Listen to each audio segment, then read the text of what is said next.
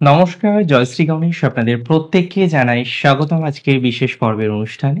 আজকে আলোচনা করব যে রাশিটিকে নিয়ে, সেটি হলো সিংহ রাশি। এবং সিংহ রাশির জাতক জাতিকাদের সাপেক্ষে মঙ্গল গ্রহের যে সঞ্চার, মঙ্গল গ্রহের যে অ্যাসপেক্ট, সেটি কতটা বিশেষ সেটি আজকে জানার চেষ্টা করব। দেখুন, আপনারা জানেন কিছুদিন আগেই আমরা কুজকেতু যোগ সম্পর্কে আলোচনা করছিলাম, পিশাচ যোগ সম্পর্কে আলোচনা করছিলাম। সেখানে বিস্তারিত আলোচনা করার চেষ্টা করেছি যে মঙ্গল কেতু গ্রহ সংযোগ ঠিক কেমন। কিন্তু আজকে আমরা মঙ্গলের দৃষ্টি নিয়েও আলোচনা করব, কারণ মঙ্গল কেতু যুক্ত হচ্ছেন সেটি যেমন অত্যন্ত গুরুত্বপূর্ণ একটি বিষয়, মঙ্গলের দৃষ্টি থাকছে রাহুর উপরে, আবার শনির উপরে, এটিও কিন্তু অত্যাধিক গুরুত্বপূর্ণ একটি বিষয়। তো চলুন আজকে ডিটেলসে আমরা এই বিষয়টি নিয়ে আলোচনা করার চেষ্টা করি বা চর্চা করার চেষ্টা করি। সবার প্রথমে আপনাদের যে কথাটি আমি জানানোর চেষ্টা করতে চাই সেটি হলো, বর্তমান পরিস্থিতিতে বিভিন্ন রকম প্রভাব প্রত্যেক রাশির জাতক জাতিকারাই পাচ্ছেন।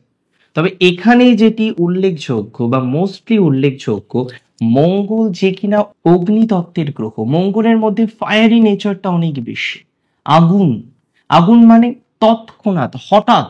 দেখবেন যাদের মঙ্গলের প্রভাব বেশি তারা হঠাৎ রেগে যায়, আবার হঠাৎ তাদের মধ্যে একটা কোথাও যেন গিয়ে রাগান্বিত মনোভাব, অ্যাগ্রেসিভ নেচার, এখনই করবো এই মেন্টালিটি গুলোও চলে আসে। তাহলে মঙ্গলের প্রভাব কিন্তু অত্যন্ত বিশেষ। আবার আপনি লক্ষ্য করুন, এই যে মঙ্গলের অ্যাসপেক্ট, এই যে মঙ্গলের সঞ্চার, আমরা দেখব যে 7ই জুন সিংহ রাশিতে হচ্ছে। সিংহ রাশি কিন্তু মঙ্গলের অত্যন্ত কমফোর্টেবল জন, কারণ রাজার ঘরে, রাজার গৃহে ডেফিনেটলি সেনাপতি বলশালী, আরো বেশি বলশালী।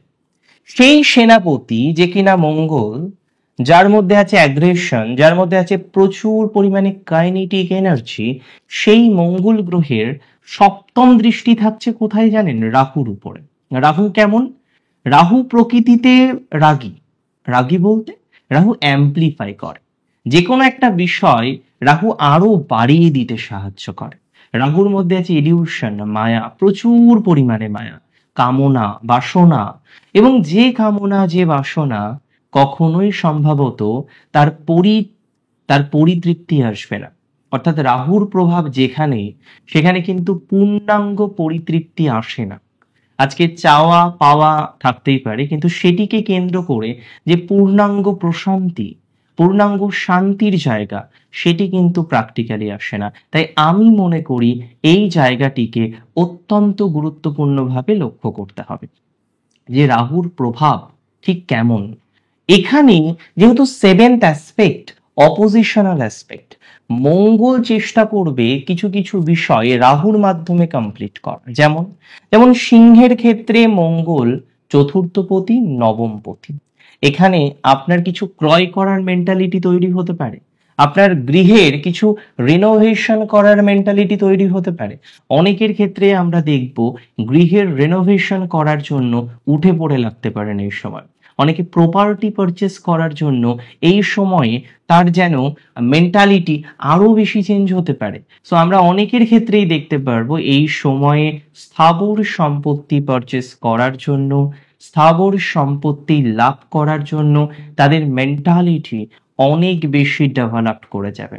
স্থাবর সম্পত্তি লাভ করার জন্য কোথাও গিয়ে তারা বেশি অ্যাগ্রেসিভ হয়ে উঠতে পারেন। সো এটি কিন্তু অত্যন্ত গুরুত্বপূর্ণ যে আপনাদের অ্যাগ্রেসিভ নেচার বৃদ্ধিপ্রাপ্ত হবে।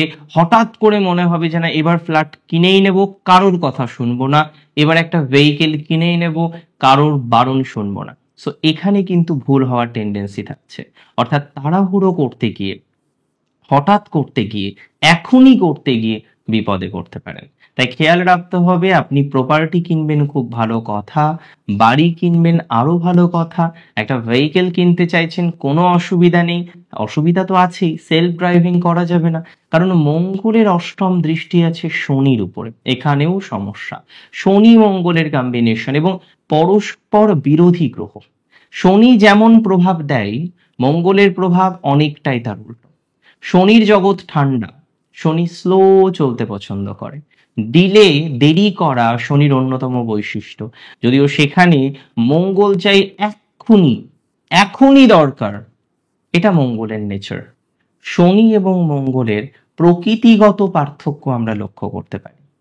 তাই শনি যখনই মঙ্গলকে অ্যাসপেক্ট করেন, মঙ্গল যখন শনিকে অ্যাসপেক্ট করেন, একটা ডিপ্লোম্যাটিক নেচার তৈরি হয়। যদিও মঙ্গলের অষ্টম দৃষ্টির মধ্যে আছে ট্রান্সফরমেশন, মঙ্গলের চতুর্থ দৃষ্টির মধ্যে আছে প্রোটেক্ট করার মেন্টালিটি, বাট যখনই আমরা অষ্টম দৃষ্টি মঙ্গলের দেখি, সেই অষ্টম দৃষ্টির মধ্যে ট্রান্সফরমেশন বা পরিবর্তনের জায়গাটি কিন্তু উঠে আসে, ফুটে ওঠে। ভেরি সিগনিফিকেন্টলি আমাদের বুঝতে হবে, এই যে পরিবর্তন, এই যে ট্রান্সফরমেশন, এটি কিন্তু উল্লেখযোগ্যভাবেই আমাদেরকে রিয়েলাইজ করতে হবে। অনেক ক্ষেত্রেই এটা বাস্তবিকভাবে লক্ষ্য করা যাবে, কিছু ট্রান্সফরমেশন বা কিছু পরিবর্তন সিংহ রাশির জাতক জাতিকাদের ঘটবে। এমনিতে শনি নিজেই আছে অষ্টমে, তার উপরে মঙ্গলের দৃষ্টি, যেটিকে ট্রান্সফরমেশনই আমরা বলতে পারি। তাহলে হঠাৎ হঠাৎ করে দেখা যেতে পারে আপনার জীবনচক্রে বড় সড় পরিবর্তন ঘটবে। সিংহ রাশির অনেকের আমরা লক্ষ্য করতে পারবো চাকরি চেঞ্জ হবে, সপ্তমপতি শনি, অনেকের ক্ষেত্রে ব্যবসা বাণিজ্য চেঞ্জ হবে, অনেকের বিবাহিত জীবনের এন্টায়ার স্টেটাস চেঞ্জ হতে পারে। ম্যারেজ, আপনি ম্যারিড পারসন, কিন্তু আপনার যে সাংসারিক জীবনটা সেটা জাস্ট নেগেটিভ, সাংসারিক জীবনের পজিটিভিটির মাত্রাটা নেই বললেই চলে। তো এই ধরনের বিষয়ে পজিটিভিটির মাত্রাটা বিকশিত হবে বলে আমি মনে করি। তাহলে যে সমস্ত জাতক জাতিকাদের সাংসারিক জীবন চলছে, কিন্তু সেই সাংসারিক জীবনের মধ্যে রয়েছে বিভিন্ন রকমের অসুবিধা, বিভিন্ন রকমের সমস্যা, তাদের ক্ষেত্রে পজিটিভিটির মাত্রাটা আমরা ডেভেলপ করতে পারবো। তার মানে এটা মাথায় রাখতে হবে যে আপনার প্রোগ্রেস, আপনার উন্নতি, আপনার ডেভেলপমেন্ট, সেই বিষয়বস্তুগুলো আমরা কিন্তু লক্ষ্য করতে পারবো যদি রাশি আপনার হয়ে থাকে কি রাশি? সিংহ রাশি। সিংহ রাশির জাতক জাতিকাদের বড় সড় পরিবর্তন আছে। অনেকের দেখবেন শত্রু পরিবর্তিত হয়, মাঝে যে শত্রুতা ছিল সেটা হয়তো তার ক্ষমতা, ক্ষতি করার টেন্ডেন্সিটা আরো বেশি ছিল। বর্তমানে শত্রুর কোনো একটা জায়গায় গিয়ে হয়তো মত পরিবর্তন হতে পারে, ক্ষতি করার টেন্ডেন্সিটা কম হয়ে যেতে পারে। তাহলে এটা মাথায় রাখতে হবে যে শত্রুর ক্ষতি করার মেন্টালিটিটা কমে যাবে। অনেক ক্ষেত্রে আমরা লক্ষ্য করতে পারবো যে শত্রু অতটা আর ক্ষয়ক্ষতি করবে না, শত্রুর ক্ষতি করার মেন্টালিটিটা অনেকটা মিনিমাইজ হয়ে যাবে। ম্যাক্সিমাম প্রবাবিলিটি থাকবে যে শত্রু আপনাকে আর ক্ষতি করছে না, আপনাকে আর অসুবিধার মধ্যে ফেলছে না, বা শত্রুর যে মারাত্মক প্রভাবটা ছিল সেটা কমে যাবে। তবে এখানেও জটিলতা আছে। প্রথম জটিলতা, যারা ড্রাইভিং করেন খুব সচেতন থাকতে হবে সিংহ রাশি। যারা গাড়ির গতিকে নিয়ন্ত্রণ রাখেন না, তাদেরকেও রাখতে হবে প্রচুর সচেতনতা। কারণ এক্ষেত্রে গতি নিয়ন্ত্রণ না করার জন্য জটিলতা আসতে পারে, ড্রাইভিং ঠিকঠাক না করার জন্য জটিলতা আসতে পারে, বিভিন্ন রকম ভাবে জটিলতা আসার সম্ভাবনাটা বৃদ্ধিপ্রাপ্ত হতে পারে। এই সময়ে কোনো অ্যাগ্রেসিভ ডিসিশন নেওয়া যাবে না। হঠাৎ করেই ডিসিশন নেওয়া, এখনই করব, এই মেন্টালিটি তৈরি করা, এক্ষেত্রে সচেতন হতে হবে।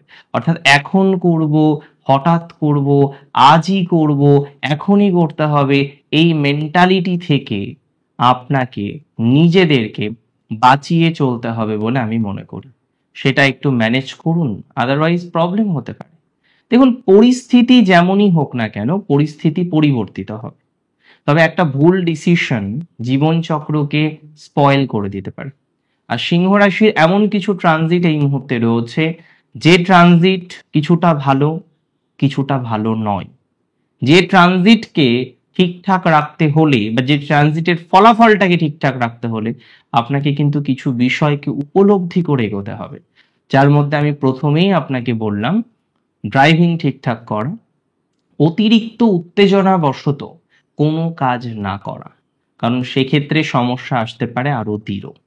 বিশেষ করে এই সময় যে কোনো কিছু পারচেস করা, যে কোনো কিছু বিক্রি করা, এগুলোতে আপনাকে রাখতে হবে প্রচুর পরিমাণে সাবধানতা। আর আমি মনে করি তাতে প্রোগ্রেস আছে, তাতে ডেভেলপমেন্ট আছে, তাতে উন্নতির জায়গাটা অনেক বেশি আপনারা লক্ষ্য করতে পারবেন। আরো কিছু বিষয় আমি আপনাদের বলতে চাইবো, সেটি হলো সিংহ রাশির ক্ষেত্রে যেহেতু অষ্টমে শনি, আপনারা জানেন ঢায়া চলছে, তবে ঢায়া চলাকালীন অবস্থায় 7ই জুন থেকে 28শে জুলাই এই যে সেগমেন্ট, যে মঙ্গলও দৃষ্টি দিচ্ছে শনির উপরে, আপনাকে কিন্তু অনেক মেপে মেপে পা ফেলতে হবে।